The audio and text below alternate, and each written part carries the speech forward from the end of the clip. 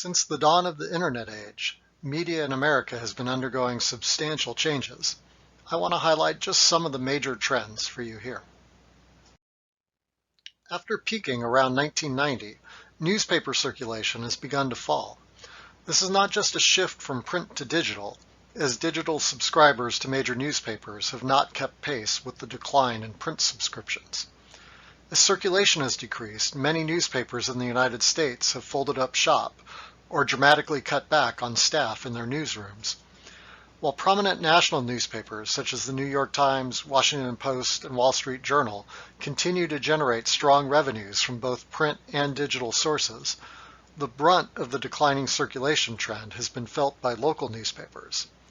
Formerly major institutions in local communities, newspapers are now shells of their former selves, lacking the resources to report on local news in the depth that they once did.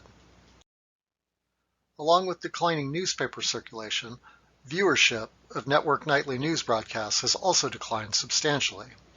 While TV generally lacks the depth of reporting seen in newspaper journalism, for decades the evening news broadcasts were seen as a largely impartial reporting of the day's major events, building a certain shared sense of reality for Americans across the political spectrum.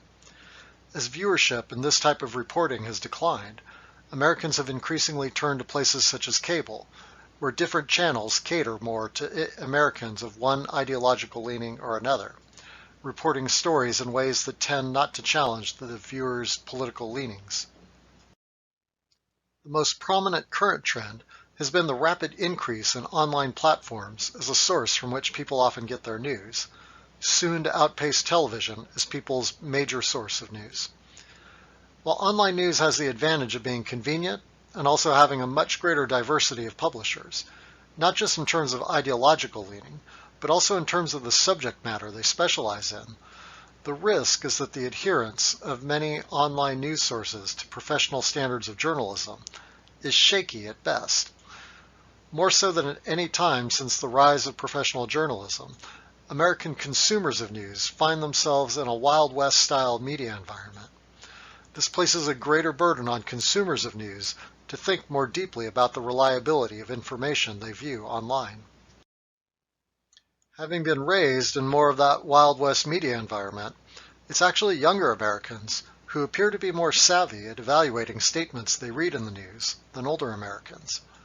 Pew Research Center recently ran a survey in which they asked respondents to identify a list of 10 statements as either factual statements or opinion statements. Younger Americans were significantly more likely to be able to correctly identify whether a statement was factual or opinion. This is good news, as critical evaluation of news sources is perhaps now more important than ever before.